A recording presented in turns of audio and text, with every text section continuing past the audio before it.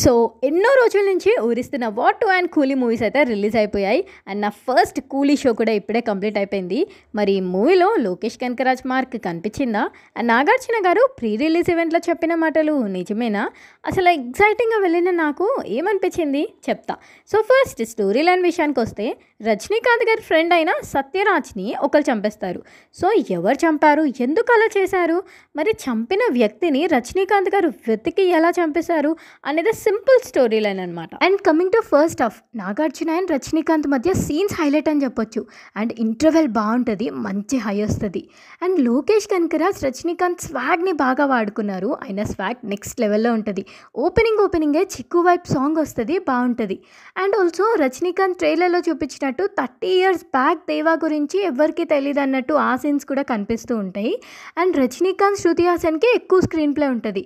But first హాఫ్లో screen play లైట్గా log అనిపిస్తుంది. విక్రమ్ ఫస్ట్ హాఫ్ ఉన్నంత ఎక్స్ట్రాడినరీ అని చెప్పలేం, కానీ బట్ యా ఇట్స్ ఓకే, బాగానే ఉంటుంది అన్న ఫీల్ వస్తుంది. బట్ ఒక్కటి మాత్రం నిజం, ఫస్ట్ హాఫ్ అంతా కూడా నాగార్జున అండ్ రజనీకాంతే నడిపించారు. నాగార్జున విలనిజం, ఆ డైలాగ్ డెలివరీ, సైకోయిజం, సైకోలాగా నవ్వడం, ఇవన్నీ బాగుంటాయి.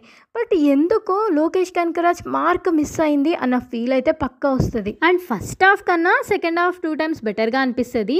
అండ్ మెయిన్గా ఫ్లాష్ బ్యాక్ ఎపిసోడ్లో 30 years బ్యాక్ రజనీకాంత్ గారి వింటేజ్ లుక్స్ బాగుంటాయి. అంటే ఈ మధ్య కాలంలో హీరోస్ ఫ్లాష్ బ్యాక్ ఎపిసోడ్లో వచ్చే మేక్ ఓవర్ కన్నా ఈ మేక్ ఓవర్ బెటర్గా అనిపిస్తుంది. అండ్ లాస్ట్ 20 minutes క్లైమాక్స్ బాగుంటుంది. బట్ స్టిల్ డెఫినెట్గా లోకే మార్క్ అయితే మిస్ అయింది. మూవీ మొత్తానికి హైలైట్ అయితే ఓన్లీ నాగార్జున గారి పర్ఫార్మెన్స్. కింగ్ వచ్చిన ప్రతిసారి థియేటర్లో అరుపులు విజిల్స్తో హాల్ షేక్ అయిపోయింది.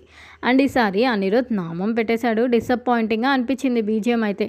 అంటే ఎలా అంటే ఎల్సీలో ప్రతి విలన్ క్యారెక్టర్కి ఒక సపరేట్ బీజిఎం ఉంటుంది. అండ్ ఆల్సో చిన్న సీన్స్కి కూడా మంచి బీజిఎం పడుతుంది. బట్ కూలీలో పవర్ హౌస్ బీజిఎమే రిపీట్లో వస్తుంది. అడుగు పడితే విజిల్ మోగనే అదే ప్లే అవుతూ ఉంటుంది.